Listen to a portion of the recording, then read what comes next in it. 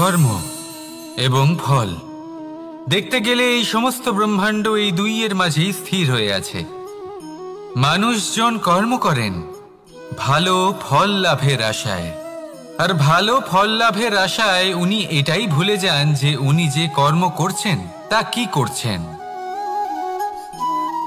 আমি বলেছিলাম কর্ম করুন ফলের চিন্তা না করে, কিন্তু কি কর্ম করছেন সেই বিষয়ে ভাবাটাও অত্যন্ত আবশ্যক। নয়তো অনেক সময় আমরা এমন কর্ম করে ফেলি যা না চাইতেও বিষে পরিণত হয়, যা হয়েছে দুঃশাসনের সাথে, দুর্যোধনের সাথে, গুরু দ্রোণের সাথে। একজনের মানসিকতা উচিত ছিল না, একজনের বিবেক উচিত ছিল না, আরেকজন যে পক্ষ নির্বাচন করেছিলেন সেই পক্ষ উচিত ছিল না। আর যা কিছু ওনাদের সাথে হলো, আপনার আমাদের সকলের সাথে তা হতে পারে। আমি বলেছিলাম কর্ম করুন, ফলের চিন্তা করবেন না, কিন্তু এই কর্মের বিষয়ে বিচার করে দেখাটাও ততটাই আবশ্যক। দেখুন, কর্ম করার উচিত প্রক্রিয়া ফলের চিন্তা না করা, কিন্তু যদি আপনার কর্ম শুভ হয় তাহলে তার ফলও নিয়তি আপনাকেই দেবে। সর্বদা কর্ম করার সময় এটা ভাবুন যে আপনার এই কর্ম এই সংসারকে, এই সমাজকে, আপনার পরিবারকে, আপনার আশেপাশের মানুষজনকে কোন দিশায় নিয়ে যাবে। যদি এটা সবার জন্য মঙ্গলময় হয় তাহলে কর্ম করতে থাকুন। আর হ্যাঁ, নিশ্চিত রূপে ফলের চিন্তা করবেন না। আসুন আমার সাথে ভালোবেসে বলুন রাধা রাধা। কর্ম এবং ফল। মানুষের স্বভাব হলো এটাই যে তিনি নিজের প্রত্যেক পরিশ্রমের প্রতিফল প্রার্থনা করেন। বেশিরভাগ সময় এই ফলাফলের চিন্তা করতে করতে, কল্পনা করতে করতে উনি কর্ম করতে থাকেন যে আমি এই কাজটা করলে এই ফল পাবো। সেই সব কল্পনা করতে থাকেন যা না তার হাতে আছে, না আছে অধিকার, আর না আছে নিয়ন্ত্রণ। উনি শুধু নিজের কর্ম করতে পারেন। উনি কি ফল পাবেন তা তার হাতে কখনোই নেই। তাই আপনিও শুধুমাত্র কর্ম করতে থাকুন, ফলের চিন্তা করবেন না। মনে রাখবেন, শিকড় এবং শাখা যেভাবে একে অপরের সাথে জড়িয়ে, সেইভাবেই একে অপরের সাথে জড়িয়ে কর্ম এবং ফল। যেরকম কর্ম আপনি করবেন সেরকম ফল আপনি অবশ্যই পাবেন। তাই এই ফলের আশায় কর্মের সময় কখনোই নষ্ট করবেন না, কারণ যে ব্যক্তি সময় নষ্ট করেন, সময় সেই ব্যক্তিকে অবশ্যই নষ্ট করে দেয়। কর্ম করুন নিঃস্বার্থভাবে, ফলের চিন্তা করবেন না, আর আমার সাথে ভালোবেসে বলুন রাধা রাধা। পরিবর্তন এই সংসারের শাশ্বত নিয়ম। কোনো রাজা নেই যিনি চিরকাল রাজা থাকেন, কোনো ধনী ব্যক্তি নেই যিনি চিরকাল ধনী থাকবেন। এই সংসারে সূর্যের স্থান নেওয়ার জন্য চন্দ্রিমার আগমন ঘটে। কোন স্থান যাকে পতিত বলা হয়েছিল সেখানে মহল তৈরি হয়েছে। কোন স্থান যাকে আজ মলিন বলা হয়েছে কাল সেখানে মন্দিরও স্থাপন হতে পারে। কোনো ঋতু চিরকালের জন্য থাকে না, কখনো সময় চিরকাল একরকম থাকে না। আজ যে আপনার কাছে রয়েছে কাল অন্য কারোর ছিল, আজ যে আপনার কাছে রয়েছে কাল তা অন্য কারোর কাছে চলে যাবে। আপনার সাথে কিছু থাকলে তা হলো আপনার কর্ম, কিন্তু সেই কর্মের পরিণামও আপনার নয়। আপনি শুধু কর্ম করুন, বাকি সবকিছুই পরিবর্তনশীল। কিন্তু সেই পরিবর্তনকে দেখে ভয় পাওয়ার প্রয়োজন নেই, তাকে স্বাগত জানান। যদি আপনি হাসি মুখে সেই পরিবর্তনকে স্বাগত জানান, তাহলে এই পরিবর্তনও হাসি মুখে আপনার সাথে থাকবে। আসুন আমার সাথে ভালোবেসে বলুন রাধা রাধা। বটবৃক্ষের বীজ সর্ষের দানার থেকেও ছোট হয়, কিন্তু যখন তা নিজের রূপ ধারণ করে তখন তা বিশাল বৃক্ষের আকার ধারণ করে, যা সহস্র বছর ধরে বেঁচে থাকে, ছায়া প্রদান করে, পাখিদের আশ্রয় প্রদান করে, আর দেয় পথচারীদের বিশ্রাম করার স্থান। কেন? কারণ সেই ছোট বীজ তা মাটির ভেতরে গিয়ে নিজের খোলস ত্যাগ করে। অন্ধকারে থাকে সে, যতই আলো আসুক না কেন, যতই বর্ষা আসুক না কেন, সব সহ্য করে। আর তারপরে একটা চারা গাছ অঙ্কুরিত হয়, তারপর ধীর গতিতে একটা বিশাল বৃক্ষতে পরিণত হয়। দেখুন, জীবনে কঠিন সময় আসে, এই জন্য নয় যে আপনি হার মেনে নেবেন, এই জন্য আসে যাতে আপনি ভবিষ্যৎ নির্মাণের জন্য নিজেকে তৈরি করতে পারেন। যদি কঠিন সময়ে আপনি ওই বীজের মতো দৃঢ় হয়ে থাকতে পারেন, তাহলে আপনিও একদিন সেই বিশাল বৃক্ষের মতো নিজের অস্তিত্ব গড়ে তুলতে পারবেন, যা সহস্র বছর পর্যন্ত মনে রাখা হবে। আসুন আমার সাথে ভালোবেসে বলুন, রাধা রাধা। এই ব্রহ্মাণ্ড কত বৃহৎ, তাই না? যার সম্মুখে এই পৃথিবীকেও একটা বিন্দুর মতো মনে হয়। আর এই পৃথিবীতে আমরা কে হই, আমাদের আকার কিরকম, আমাদের অস্তিত্বই বা কি? যখন আমরা এভাবে ভাবি তখন মনে হয় আমরা কিছুই নই। তা আমরা যখন কিছুই নই, তাহলে আমরা এত চিন্তা করি কেন? কি ভেবে ভয় পাই? কাকেই বা এত ভয় পাই? কে আমাদের মারতে পারে আর কেই বা আমাদের জন্ম দেবে? আত্মার আসলে না কখনো জন্ম হয় আর না কখনো মৃত্যু। আত্মা শুধুই শরীর বদল করে। আপনি, আমি, আমরা সকলে এই শরীর নয়, আমরা হলাম আত্মা, যা হলো পরম আত্মার পরম অঙ্গ। সেই জন্য মনে রাখবেন, বাইরের কোথাও দেখবেন না, নিজের অন্তরের গভীরে গিয়ে দেখুন, আত্মাকে উপলব্ধি করতে শিখুন। ক্লেশ, ভয়, চিন্তা, এই সব কিছুর থেকে নিজেকে দূরে রাখুন, তাহলেই উপলব্ধি করতে পারবেন পরমাত্মাকে।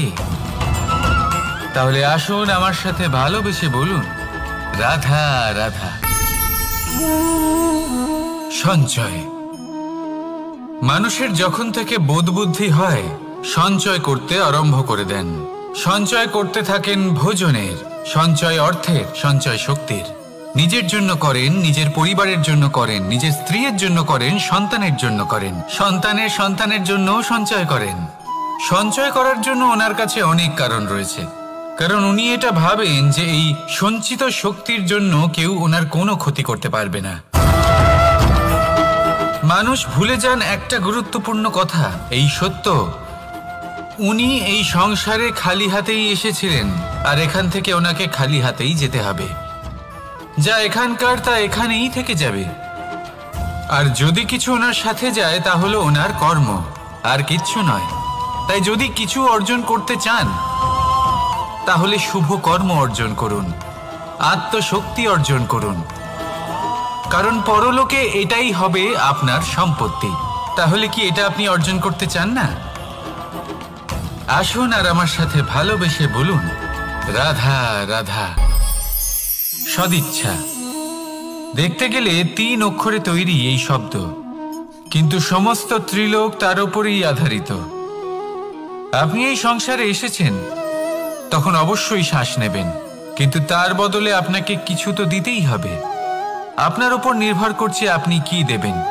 কি দেবেন এই সংসারকে, এই সমাজকে, নিজের পরিবারকে, আর তার বদলে কি নেবেন? যশ নাকি অপযশ? দেখুন, এক ছিল রাবণ, যে কিনা সমুদ্র পার করল সীতাকে অপহরণ করার জন্য, আর এক ছিলেন রামচন্দ্র, যিনি সমুদ্র পার করেছিলেন, সেতু বানিয়ে গিয়েছিলেন সীতাকে ফিরিয়ে নিয়ে আসার জন্য। দুজনেই সমুদ্র পার করেছিলেন, শুধু পার্থক্য ছিল সদিচ্ছাকে বোঝার, লক্ষ্যের। অনেক মানুষের যাত্রা একরকম হতেই পারে, কিন্তু আনন্দ তখনই লাভ করবেন যখন লক্ষ্য শুভ হবে, মহান হবে। এই লক্ষ্য দিয়ে এই সংসারের কল্যাণ হবে এবং মানুষের সম্মান হবে। যদি আপনার সংকল্প উচিত হয়, তাহলে আপনার লক্ষ্য উচিতই হবে, নয়তো শুধুমাত্র বিনাশ হবে।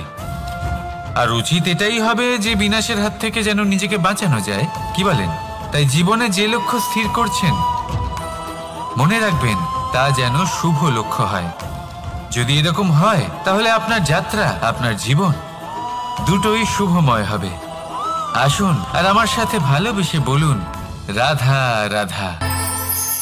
সুরক্ষা। এই সুরক্ষা আসলে কি? এটা কি কোনো কবচ নাকি কোনো সীমা? এই সুরক্ষা আসলে অন্য কিছু। আমাদের মাতা পিতা, আমাদের প্রিয়জন, আমাদের বন্ধু, এই সমাজ, আমাদের শুভাকাঙ্ক্ষী, আমাদের আত্মীয়, এনারা সবাই আমাদের জীবনে কোনো না কোনোভাবে সুরক্ষা দিয়ে থাকেন, একটা কবচ দিয়ে থাকেন কোনো না কোনো রূপে। কিন্তু দেখতে গেলে আমাদের পরাক্রমের পথে, আমাদের বীরত্বের পথে, আমাদের সাহসের পথে এই সুরক্ষাই সব থেকে বড় বাধা হয়ে দাঁড়ায়। একবার ভেবে দেখুন, যদি আপনি কোনো সুরক্ষাই না পান বা যদি আপনি এই সুরক্ষা ভেঙে বাইরে আসতে পারেন, তাহলে আপনার বীরত্ব চরম সীমায় পৌঁছে যায়। কেন? কারণ তখন আপনি জানেন যে এই সংসারের সম্মুখীন আমাদের নিজেদেরই হতে হবে। আপনি বুঝে যান যে শত্রুর সম্মুখীন এবার নিজের বলের দ্বারা, নিজের পরাক্রমের দ্বারা, নিজের সাহসের দ্বারা করতে হবে। আর তখন আমাদের মনের মধ্যে এই শক্তি জাগ্রত হয়। এই শক্তি অন্তরেই বসবাস করে। শুধু এটা চিনে নিতে হবে, একে জাগ্রত করতে হবে। আর এটা সুরক্ষা ভেঙে যাওয়ার পরেই সম্ভব হয়। আর যারা নিজের শক্তি সম্পর্কে জানেন, যিনি নিজেই জানেন তিনি কতটা শক্তিশালী, তিনি নিজেই নিজের সুরক্ষা কবচ চিরকালের মতো ভেঙে ফেলে দেন, ঠিক কর্ণের মতো। আর তারপরে দেখুন, আপনার পরাজয় হোক বা বিজয়ী হোক না কেন, সেটাই অনেক বড় হয়, সেটাই প্রশস্ত হয়ে থাকে। সেই জন্য ত্যাগ করুন নিজের ভয়কে, নিজের আশেপাশের এই সুরক্ষা চক্রকে ভেঙে ফেলুন আর সম্মুখীন হন এই সংসারের, নিজের শত্রুর সম্মুখীন হন। পরাক্রমের এই অঙ্কুর, তা অঙ্কুরিত হওয়ার জন্য বীজের উপরের এই কবচ, এটা ভেঙে যাওয়া অতি আবশ্যক। আসুন আমার সাথে ভালোবেসে বলুন, রাধা রাধা। যখন আমরা হাঁটতে থাকি আর আমাদের পায়ে কাঁটা বিঁধে যায়, তখন মুখ দিয়ে আহ বেরিয়ে আসে, কান্না চলে আসে, আর অনেক সময় অভিশাপও বেরিয়ে আসে। কিন্তু আমরা কি কখনো এটা এইভাবে দেখেছি, এইভাবে ভেবেছি যে আমরা যে পথে চলেছি সেই পথে কাঁটা বিঁধেছে, নাকি আমরা সেই পথ নির্বাচন করেছি যাতে শুধুই কাঁটা রয়েছে? নাকি আমরা এভাবে ভেবে দেখেছি যে এই কাঁটা আমাদের কষ্ট দিতে এসেছে, নাকি এটা আমরাই বিছিয়ে রেখেছিলাম? সাবধান থাকা উচিত ছিল, কারণ কাঁটা বিঁধলে যন্ত্রণা হবে, চিৎকার করে ফেলতে পারি, মুখ থেকে অভিশাপও বেরিয়ে আসতে পারে। কিন্তু এই অভিশাপ শুধুমাত্র আমাদের তরফ থেকে অভিশাপ হয়, সামনের ব্যক্তিটির ওপরও নির্ভর করে। এবার সেই ব্যক্তি যদি এমন হয় যে ফুল আর কাঁটা এই দুই সমানভাবে গ্রহণ করতে পারে, তার কাছে অভিশাপও বরদানে পরিণত হয়। শেষ পর্যন্ত ব্যাপারটা দাঁড়ায় ভাবনা, চিন্তা, দৃষ্টিভঙ্গির ওপর। কারণ আপনার এই ভাবনাই সত্যি হয়ে সামনে আসে। সেই জন্য এই ভাবনা, চিন্তা, মানসিকতাকে গুরুত্ব সহকারে দেখবেন। এই বিবেচনা নিয়ে বিবেচনা করতে শিখুন। আমার কথার অর্থ হলো যে জীবনে যখন এরকম কিছু একটা ঘটবে, তখন ভেবে দেখুন যে এরকম কেন হলো।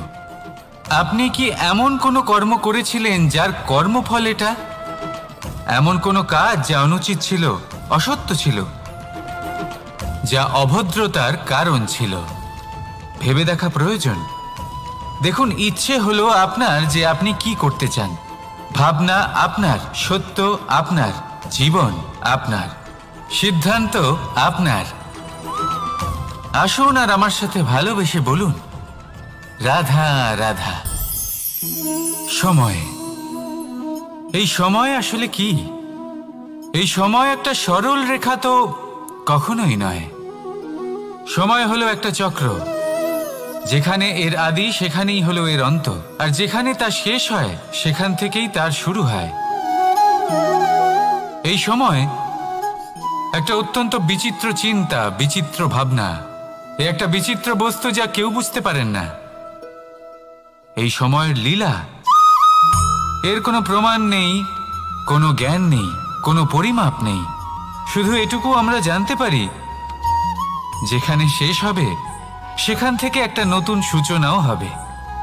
যা আজ আপনার কাছে আছে, কাল অন্য কারোর কাছে যাবে, তারপরে তার কাছ থেকেও অন্য কারোর কাছে যাবে, তারপরে তার থেকেও ছিনিয়ে নেওয়া হবে। এই নিয়তির একজনের কাছ থেকে অন্যজনের কাছে আদান প্রদানের এই সময় হলো আপনার সময়। এই সময়ের সদ্ব্যবহার করুন, এই সময়কে বাঁচুন। আপনাকে শুধু এটাই সুনিশ্চিত করতে হবে যে আপনি কোন পক্ষে আছেন। আর সত্যি বলতে কি, আপনার জীবনের পরিণাম নির্ভর করে আপনার নির্বাচনের ওপর। আপনি কোন পক্ষ নির্বাচন করছেন। তাহলে মনে রাখবেন, জীবনে সেই পক্ষই নির্বাচন করবেন যা চয়ন করার পরে আপনি সুখ অনুভব করবেন, আপনি সন্তোষ লাভ করবেন, প্রসন্নতা লাভ করবেন। আর আমি এটাই সুনিশ্চিত করব যে এই পক্ষ যেন শান্তির পক্ষ হয়, এই পক্ষই যেন প্রেমের পক্ষ হয়। তাহলে চিন্তা করবেন না, আর আসুন আমার সাথে ভালোবেসে বলুন রাধা রাধা। দৃষ্টি আর দৃষ্টিভঙ্গি, এই সমগ্র লীলা হলো এই দুইয়ের। বিচিত্র হতে পারে, কিন্তু এটাই সত্যি। এবার আপনাকে একটা উদাহরণ দিয়ে বোঝাই। অনেক সময় আপনি কোনো ব্যক্তিকে এটা বলতে শুনবেন যে আমি আমার নিজের উপরে গর্ব করি, আমি নিজেকে নিয়ে গর্ব করি, আমি খুব ভালোভাবে আমার মা বাবার সেবা করি, ওনাদের আমি সবসময় সুখী রাখি, ওনাদের আমি একটা বাড়ি দিয়েছি, সকল সুখ সুবিধা দিয়েছি, ওনাদের জীবনে প্রত্যেক জিনিস দিয়েছি আর দেব যা তাদের প্রয়োজন। এবার আমাকে বলুন যে আপনি কে হন। আপনি হলেন সেই বীজ যা আপনার মাতা পিতা রোপণ করেছেন। আপনার মা বাবাই আপনাকে এই সংসারে জন্ম দিয়েছেন। এবার এইসব কথার কি তাৎপর্য? এই হলো সেই ব্যক্তির দৃষ্টিভঙ্গি। এবার দেখা যাক এই প্রকৃতি আমাদের কি শেখায়। কখনো কোনো গাছকে দেখবেন, যখন সেই গাছে ফল আসে, সে মালিকে এটা বলে না যে দেখো আমি তোমাকে ফল খেতে দিচ্ছি। সেই বৃক্ষ এটা বলে না যে দেখো আমি তোমায় আহার করতে দিচ্ছি, কারণ ও জানে যে এটা হলো সেই মালির পরিশ্রম, এটা হলো তারই কর্মের ফল, আর এটা তারই পাওয়া উচিত। সে বলে যে তোমার জিনিস তোমাকেই অর্পণ করলাম, এ আমার জিনিস নয়। ও জানে সেই মালির গুরুত্ব আসলে কি। এটা হলো তার দৃষ্টিভঙ্গি। সেই জন্য আপনি জীবনে কোন ব্যক্তির মধ্যে, কোন পশু পাখির মধ্যে, কোন প্রাণীর মধ্যে, কোন পরিস্থিতিতে, কোন আবেগের মুহূর্তে কি দেখতে পাচ্ছেন, সেটা আপনার দৃষ্টিভঙ্গির উপরে নির্ভর করছে। তাই নিজের মনে ধন্যাত্মক ভাব জাগ্রত করুন, শুভ চিন্তা নিয়ে আসুন। এই ভাবনাই সত্য হয়ে সামনে আসবে। এই দৃষ্টিভঙ্গি এমন হয়ে যাবে যে আপনার জীবনে সবকিছুই শুভ হবে। তাহলে আসুন আর আমার সাথে ভালোবেসে বলুন রাধা রাধা। প্রতিশোধ অথবা কাউকে দুঃখ দেওয়ার ভাবনা, যদি এটা আপনার মনে থাকে, তাহলে আপনি নিজের মনেই যন্ত্রণার একটা বিশাল বৃক্ষ রোপণ করছেন, এটা মনে রাখবেন। কারণ কাউকে দুঃখ দেবার এই ভাবনা, এটা হলো সেই বীজ যা আপনার মনেই পতিত হবে, আপনার মনেই অঙ্কুরিত হবে, আর আপনার মনেই একটা বিশাল বৃক্ষরূপে বেড়ে উঠবে। জীবন আপনার, কর্ম আপনার, কাউকে দুঃখ দেবার ভাবনা আপনার ছিল, এই বৃক্ষ হলো আপনার, তাই এর ফলও আপনিই পাবেন, যা গ্রহণও আপনাকেই করতে হবে। মনে রাখবেন, যে মানুষ এটা ভাবে যে আমি ওকে দুঃখ দেব, ওকে কষ্ট দিতে চাই আমি, সেই মানুষই দুঃখ আর কষ্ট পেয়ে থাকে। যদি সেই জায়গায় আপনি এটা ভাবেন যে আমি কাউকে সুখী করে তুলতে চাই, কাউকে সুখ প্রদান করতে চাই, তাহলে তারও বীজ আপনার মনেই রোপণ হবে, বৃক্ষে পরিণত হবে, যার ফলও আপনিই পাবেন। এখানে বিষয়টা হলো শুধু মানসিকতার চিন্তা, যা সত্য হয়ে আপনার সামনে আসে। তাহলে এই মানসিকতা শুভ করুন, সবার জন্য মঙ্গল কামনা করুন।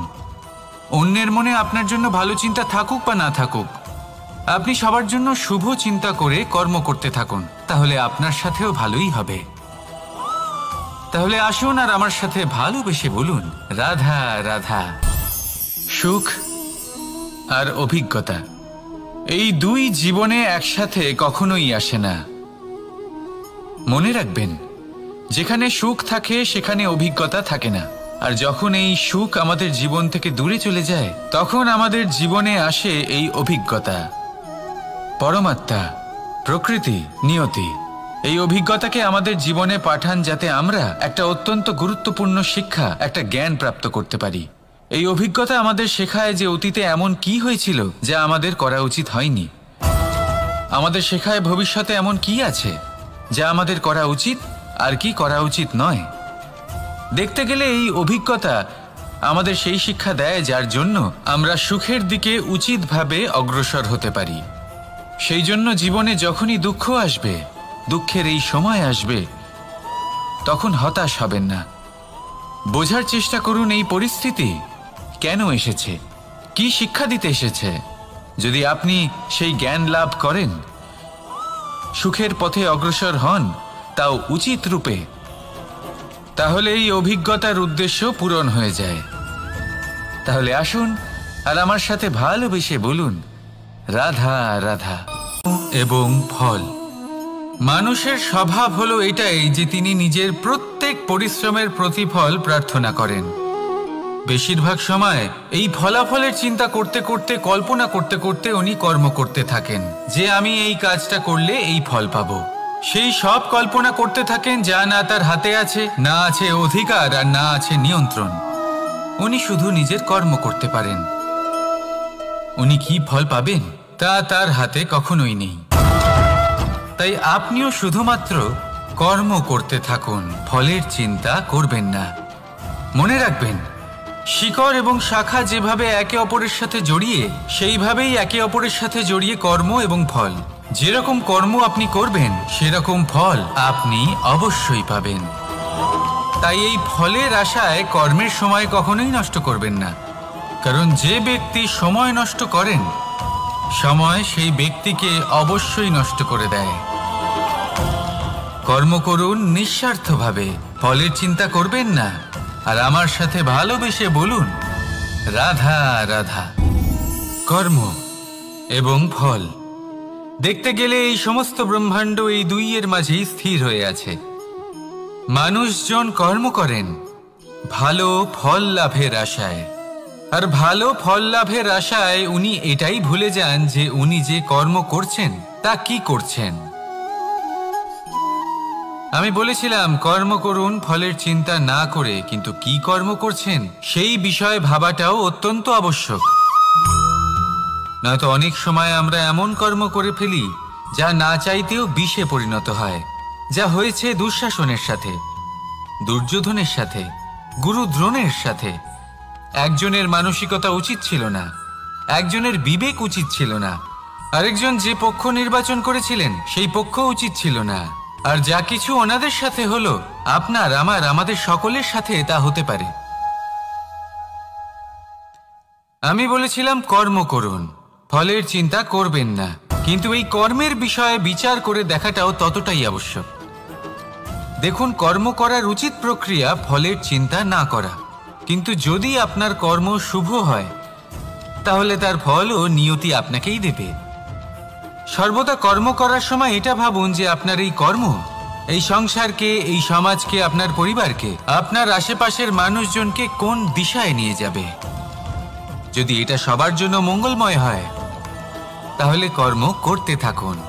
আর হ্যাঁ, নিশ্চিত রূপে ফলের চিন্তা করবেন না। আসুন আমার সাথে ভালোবেসে বলুন, রাধা রাধা। বটবৃক্ষের বীজ সর্ষের দানার থেকেও ছোট হয়, কিন্তু যখন তা নিজের রূপ ধারণ করে তখন তা বিশাল বৃক্ষের আকার ধারণ করে, যা সহস্র বছর ধরে বেঁচে থাকে, ছায়া প্রদান করে, পাখিদের আশ্রয় প্রদান করে, আর দেয় পথচারীদের বিশ্রাম করার স্থান। কেন? কারণ সেই ছোট বীজ তা মাটির ভেতরে গিয়ে নিজের খোলস ত্যাগ করে। অন্ধকারে থাকে সে, যতই আলো আসুক না কেন, যতই বর্ষা আসুক না কেন, সব সহ্য করে। আর তারপরে একটা চারা গাছ অঙ্কুরিত হয়, তারপর ধীর গতিতে একটা বিশাল বৃক্ষতে পরিণত হয়। দেখুন, জীবনে কঠিন সময় আসে, এই জন্য নয় যে আপনি হার মেনে নেবেন, এই জন্য আসে যাতে আপনি ভবিষ্যৎ নির্মাণের জন্য নিজেকে তৈরি করতে পারেন। যদি কঠিন সময়ে আপনি ওই বীজের মতো দৃঢ় হয়ে থাকতে পারেন, তাহলে আপনিও একদিন সেই বিশাল বৃক্ষের মতো নিজের অস্তিত্ব গড়ে তুলতে পারবেন, যা সহস্র বছর পর্যন্ত মনে রাখা হবে। আসুন আমার সাথে ভালোবেসে বলুন, রাধা রাধা। এই ব্রহ্মাণ্ড কত বৃহৎ, তাই না? যার সম্মুখে এই পৃথিবীকেও একটা বিন্দুর মতো মনে হয়। আর এই পৃথিবীতে আমরা কে হই, আমাদের আকার কিরকম, আমাদের অস্তিত্বই বা কি? যখন আমরা এভাবে ভাবি তখন মনে হয় আমরা কিছুই নই। তা আমরা যখন কিছুই নই তাহলে আমরা এত চিন্তা করি কেন? কি ভেবে ভয় পাই? কাকেই বা এত ভয় পাই? কে আমাদের মারতে পারে আর কেই বা আমাদের জন্ম দেবে? আত্মার আসলে না কখনো জন্ম হয় আর না কখনো মৃত্যু। আত্মা শুধুই শরীর বদল করে। আপনি, আমি, আমরা সকলে এই শরীর নয়, আমরা হলাম আত্মা, যা হলো পরম আত্মার পরম অঙ্গ।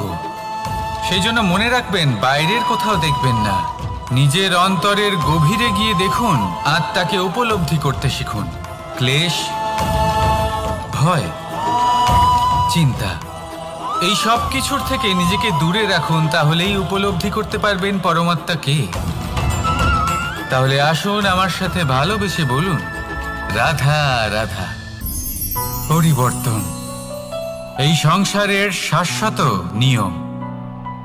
কোনো রাজা নেই যিনি চিরকাল রাজা থাকেন, কোনো ধনী ব্যক্তি নেই যিনি চিরকাল ধনী থাকবেন। এই সংসারে সূর্যের স্থান নেওয়ার জন্য চন্দ্রিমার আগমন ঘটে। কোন স্থান যাকে পতিত বলা হয়েছিল সেখানে মহল তৈরি হয়েছে। কোন স্থান যাকে আজ মলিন বলা হয়েছে কাল সেখানে মন্দিরও স্থাপন হতে পারে। কোনো ঋতু চিরকালের জন্য থাকে না, কখনো সময় চিরকাল একরকম থাকে না। আজ যে আপনার কাছে রয়েছে কাল অন্য কারোর ছিল, আজ যে আপনার কাছে রয়েছে কাল তা অন্য কারোর কাছে চলে যাবে। আপনার সাথে কিছু থাকলে তা হলো আপনার কর্ম, কিন্তু সেই কর্মের পরিণামও আপনার নয়। আপনি শুধু কর্ম করুন, বাকি সবকিছুই পরিবর্তনশীল। কিন্তু সেই পরিবর্তনকে দেখে ভয় পাওয়ার প্রয়োজন নেই, তাকে স্বাগত জানান। যদি আপনি হাসি মুখে সেই পরিবর্তনকে স্বাগত জানান, তাহলে এই পরিবর্তনও হাসি মুখে আপনার সাথে থাকবে। আসুন আমার সাথে ভালোবেসে বলুন, রাধা রাধা। সঞ্চয়। মানুষের যখন থেকে বোধবুদ্ধি হয় সঞ্চয় করতে আরম্ভ করে দেন। সঞ্চয় করতে থাকেন ভোজনের, সঞ্চয় অর্থের, সঞ্চয় শক্তির। নিজের জন্য করেন, নিজের পরিবারের জন্য করেন, নিজের স্ত্রীর জন্য করেন, সন্তানের জন্য করেন, সন্তানের সন্তানের জন্য সঞ্চয় করেন। সঞ্চয় করার জন্য ওনার কাছে অনেক কারণ রয়েছে, কারণ উনি এটা ভাবেন যে এই সঞ্চিত শক্তির জন্য কেউ ওনার কোনো ক্ষতি করতে পারবে না। মানুষ ভুলে যান একটা গুরুত্বপূর্ণ কথা, এই সত্য, উনি এই সংসারে খালি হাতেই এসেছিলেন আর এখান থেকে ওনাকে খালি হাতেই যেতে হবে। যা এখানকার তা এখানেই থেকে যাবে। আর যদি কিছু ওনার সাথে যায় তা হলো ওনার কর্ম, আর কিচ্ছু নয়। তাই যদি কিছু অর্জন করতে চান তাহলে শুভ কর্ম অর্জন করুন, আত্মশক্তি অর্জন করুন, কারণ পরলোকে এটাই হবে আপনার সম্পত্তি। তাহলে কি এটা আপনি অর্জন করতে চান না?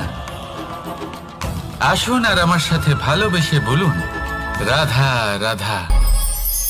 সদিচ্ছা। দেখতে গেলে 3 অক্ষরে তৈরি এই শব্দ, কিন্তু সমস্ত ত্রিলোক তার উপরেই আধারিত। আপনি এই সংসারে এসেছেন, তখন অবশ্যই শ্বাস নেবেন, কিন্তু তার বদলে আপনাকে কিছু তো দিতেই হবে। আপনার উপর নির্ভর করছে আপনি কি দেবেন। কি দেবেন এই সংসারকে, এই সমাজকে, নিজের পরিবারকে, আর তার বদলে কি নেবেন? যশ নাকি অপযশ? দেখুন, এক ছিল রাবণ, যে কিনা সমুদ্র পার করলো সীতাকে অপহরণ করার জন্য, আর এক ছিলেন রামচন্দ্র, যিনি সমুদ্র পার করেছিলেন, সেতু বানিয়ে গিয়েছিলেন সীতাকে ফিরিয়ে নিয়ে আসার জন্য। দুজনেই সমুদ্র পার করেছিলেন, শুধু পার্থক্য ছিল সদিচ্ছাকে বোঝার, লক্ষ্যের। অনেক মানুষের যাত্রা একরকম হতেই পারে, কিন্তু আনন্দ তখনই লাভ করবেন যখন লক্ষ্য শুভ হবে, মহান হবে। এই লক্ষ্য দিয়ে এই সংসারের কল্যাণ হবে এবং মানুষের সম্মান হবে। যদি আপনার সংকল্প উচিত হয় তাহলে আপনার লক্ষ্য উচিতই হবে, নয়তো শুধুমাত্র বিনাশ হবে। আর উচিত এটাই হবে যে বিনাশের হাত থেকে যেন নিজেকে বাঁচানো যায়, কি বলেন? তাই জীবনে যে লক্ষ্য স্থির করছেন মনে রাখবেন তা যেন শুভ লক্ষ্য হয়। যদি এরকম হয় তাহলে আপনার যাত্রা, আপনার জীবন দুটোই শুভময় হবে। আসুন আর আমার সাথে ভালোবেসে বলুন, রাধা রাধা। সুরক্ষা। এই সুরক্ষা আসলে কি? এটা কি কোনো কবচ, নাকি কোনো সীমা? এই সুরক্ষা আসলে অন্য কিছু। আমাদের মাতা পিতা, আমাদের প্রিয়জন, আমাদের বন্ধু, এই সমাজ, আমাদের শুভাকাঙ্ক্ষী, আমাদের আত্মীয়, এনারা সবাই আমাদের জীবনে কোনো না কোনোভাবে সুরক্ষা দিয়ে থাকেন, একটা কবচ দিয়ে থাকেন কোনো না কোনো রূপে। কিন্তু দেখতে গেলে আমাদের পরাক্রমের পথে, আমাদের বীরত্বের পথে, আমাদের সাহসের পথে এই সুরক্ষাই সব থেকে বড় বাধা হয়ে দাঁড়ায়। একবার ভেবে দেখুন, যদি আপনি কোনো সুরক্ষাই না পান, বা যদি আপনি এই সুরক্ষা ভেঙে বাইরে আসতে পারেন, তাহলে আপনার বীরত্ব চরম সীমায় পৌঁছে যায়। কেন? কারণ তখন আপনি জানেন যে এই সংসারের সম্মুখীন আমাদের নিজেদেরই হতে হবে। আপনি বুঝে যান যে শত্রুর সম্মুখীন এবার নিজের বলের দ্বারা, নিজের পরাক্রমের দ্বারা, নিজের সাহসের দ্বারা করতে হবে। আর তখন আমাদের মনের মধ্যে এই শক্তি জাগ্রত হয়। এই শক্তি অন্তরেই বসবাস করে। শুধু এটা চিনে নিতে হবে, একে জাগ্রত করতে হবে। আর এটা সুরক্ষা ভেঙে যাওয়ার পরেই সম্ভব হয়। আর যারা নিজের শক্তি সম্পর্কে জানেন, যিনি নিজেই জানেন তিনি কতটা শক্তিশালী, তিনি নিজেই নিজের সুরক্ষা কবচ চিরকালের মতো ভেঙে ফেলে দেন, ঠিক কর্ণের মতো। আর তারপরে দেখুন, আপনার পরাজয় হোক বা বিজয়ী হোক না কেন, সেটাই অনেক বড় হয়, সেটাই প্রশস্ত হয়ে থাকে। সেই জন্য ত্যাগ করুন নিজের ভয়কে, নিজের আশেপাশের এই সুরক্ষা চক্রকে ভেঙে ফেলুন। আর সম্মুখীন হন এই সংসারের নিজের শত্রু সম্মুখীন হন। পরাক্রমের এই অঙ্কুর, তা অঙ্কুরিত হওয়ার জন্য বীজের উপরের এই কবচ, এটা ভেঙে যাওয়া অতি আবশ্যক। আসুন আমার সাথে ভালোবেসে বলুন, রাধা রাধা। যখন আমরা হাঁটতে থাকি আর আমাদের পায়ে কাঁটা বিঁধে যায়, তখন মুখ দিয়ে আহ বেরিয়ে আসে, কান্না চলে আসে, আর অনেক সময় অভিশাপও বেরিয়ে আসে।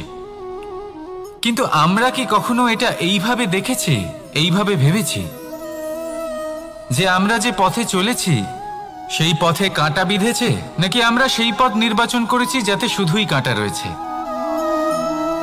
নাকি আমরা এভাবে ভেবে দেখেছি যে এই কাঁটা আমাদের কষ্ট দিতে এসেছে, নাকি এটা আমরাই বিছিয়ে রেখেছিলাম? সাবধান থাকা উচিত ছিল, কারণ কাঁটা বিঁধলে যন্ত্রণা হবে, চিৎকার করে ফেলতে পারি, মুখ থেকে অভিশাপও বেরিয়ে আসতে পারে। কিন্তু এই অভিশাপ শুধুমাত্র আমাদের তরফ থেকে অভিশাপ হয়, সামনের ব্যক্তিটির ওপরও নির্ভর করে। এবার সেই ব্যক্তি যদি এমন হয় যে ফুল আর কাঁটা এই দুই সমানভাবে গ্রহণ করতে পারে, তার কাছে অভিশাপও বরদানে পরিণত হয়। শেষ পর্যন্ত ব্যাপারটা দাঁড়ায় ভাবনা, চিন্তা, দৃষ্টিভঙ্গির ওপর। কারণ আপনার এই ভাবনাই সত্যি হয়ে সামনে আসে।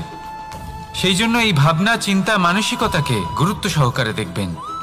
এই বিবেচনা নিয়ে বিবেচনা করতে শিখুন।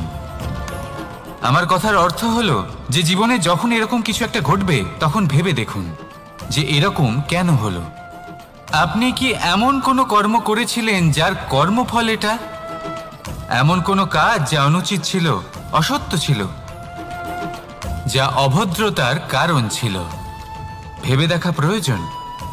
দেখুন, ইচ্ছে হলো আপনার যে আপনি কি করতে চান, ভাবনা আপনার, সত্য আপনার, জীবন আপনার, সিদ্ধান্ত আপনার।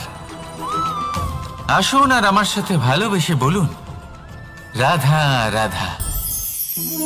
সময়। এই সময় আসলে কি? এই সময় একটা সরল রেখা তো কখনোই নয়। সময় হলো একটা চক্র, যেখানে এর আদি সেখানেই হলো এর অন্ত, আর যেখানে তা শেষ হয় সেখান থেকেই তার শুরু হয়। এই সময় একটা অত্যন্ত বিচিত্র চিন্তা, বিচিত্র ভাবনা, একটা বিচিত্র বস্তু যা কেউ বুঝতে পারেন না। এই সময়ের লীলা, এর কোনো প্রমাণ নেই, কোনো জ্ঞান নেই, কোনো পরিমাপ নেই। শুধু এটুকু আমরা জানতে পারি যেখানে শেষ হবে সেখান থেকে একটা নতুন সূচনাও হবে। যা আজ আপনার কাছে আছে কাল অন্য কারোর কাছে যাবে, তারপরে তার কাছ থেকেও অন্য কারোর কাছে যাবে, তারপরে তার থেকেও ছিনিয়ে নেওয়া হবে। এই নিয়তির একজনের কাছ থেকে অন্যজনের কাছে আদান প্রদানের এই সময় হলো আপনার সময়। এই সময়ের সদ্ব্যবহার করুন, এই সময়কে বাঁচুন।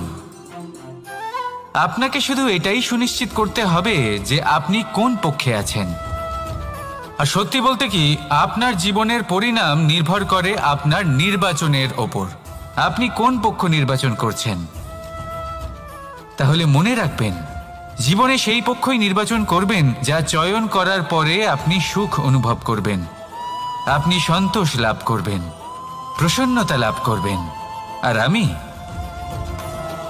আমি এটাই সুনিশ্চিত করব যে এই পক্ষ যেন শান্তির পক্ষ হয়, এই পক্ষই যেন প্রেমের পক্ষ হয়। তাহলে চিন্তা করবেন না, আর আসুন আমার সাথে ভালোবেসে বলুন রাধা রাধা। দৃষ্টি আর দৃষ্টিভঙ্গি, এই সমগ্র লীলা হলো এই দুইয়ের। বিচিত্র হতে পারে কিন্তু এটাই সত্যি। এবার আপনাকে একটা উদাহরণ দিয়ে বোঝাই। অনেক সময় আপনি কোনো ব্যক্তিকে এটা বলতে শুনবেন যে আমি আমার নিজের উপরে গর্ব করি, আমি নিজেকে নিয়ে গর্ব করি, আমি খুব ভালোভাবে আমার মা বাবার সেবা করি, ওনাদের আমি সবসময় সুখী রাখি, ওনাদের আমি একটা বাড়ি দিয়েছি, সকল সুখ সুবিধা দিয়েছি, ওনাদের জীবনে প্রত্যেক জিনিস দিয়েছি আর দেব যা তাদের প্রয়োজন। এবার আমাকে বলুন যে আপনি কে হন। আপনি হলেন সেই বীজ যা আপনার মাতা পিতা রোপণ করেছেন। আপনার মা বাবাই আপনাকে এই সংসারে জন্ম দিয়েছেন। এবার এইসব কথার কি তাৎপর্য? এই হলো সেই ব্যক্তির দৃষ্টিভঙ্গি। এবার দেখা যাক এই প্রকৃতি আমাদের কি শেখায়। কখনো কোনো গাছকে দেখবেন, যখন সেই গাছে ফল আসে, সে মালিকে এটা বলে না যে দেখো আমি তোমাকে ফল খেতে দিচ্ছি। সেই বৃক্ষ এটা বলে না যে দেখো আমি তোমায় আহার করতে দিচ্ছি, কারণ ও জানে যে এটা হলো সেই মালির পরিশ্রম, এটা হলো তারই কর্মের ফল, আর এটা তারই পাওয়া উচিত।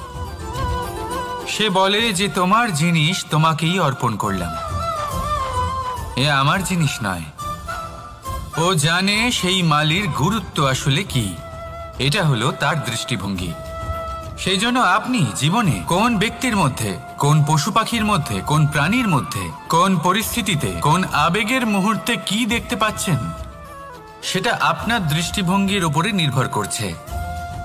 তাই নিজের মনে ধনাত্মক ভাব জাগ্রত করুন, শুভ চিন্তা নিয়ে আসুন। এই ভাবনাই সত্য হয়ে সামনে আসবে। এই দৃষ্টিভঙ্গি এমন হয়ে যাবে যে আপনার জীবনে সবকিছুই শুভ হবে। তাহলে আসুন আর আমার সাথে ভালোবেসে বলুন রাধা রাধা। প্রতিশোধ অথবা কাউকে দুঃখ দেওয়ার ভাবনা, যদি এটা আপনার মনে থাকে তাহলে আপনি নিজের মনেই যন্ত্রণার একটা বিশাল বৃক্ষ রোপণ করছেন, এটা মনে রাখবেন। কারণ কাউকে দুঃখ দেবার এই ভাবনা, এটা হলো সেই বীজ যা আপনার মনেই পতিত হবে, আপনার মনেই অঙ্কুরিত হবে, আর আপনার মনেই একটা বিশাল বৃক্ষরূপে বেড়ে উঠবে। জীবন আপনার, কর্ম আপনার, কাউকে দুঃখ দেবার ভাবনা আপনার ছিল, এই বৃক্ষ হলো আপনার, তাই এর ফলও আপনিই পাবেন, যা গ্রহণও আপনাকেই করতে হবে। মনে রাখবেন, যে মানুষ এটা ভাবে যে আমি ওকে দুঃখ দেব, ওকে কষ্ট দিতে চাই আমি, সেই মানুষই দুঃখ আর কষ্ট পেয়ে থাকে। যদি সেই জায়গায় আপনি এটা ভাবেন যে আমি কাউকে সুখী করে তুলতে চাই, কাউকে সুখ প্রদান করতে চাই, তাহলে তারও বীজ আপনার মনেই রোপণ হবে, বৃক্ষে পরিণত হবে, যার ফলও আপনিই পাবেন। এখানে বিষয়টা হলো শুধু মানসিকতার চিন্তা, যা সত্য হয়ে আপনার সামনে আসে। তাহলে এই মানসিকতা শুভ করুন, সবার জন্য মঙ্গল কামনা করুন। অন্যের মনে আপনার জন্য ভালো চিন্তা থাকুক বা না থাকুক, আপনি সবার জন্য শুভ চিন্তা করে কর্ম করতে থাকুন, তাহলে আপনার সাথেও ভালোই হবে।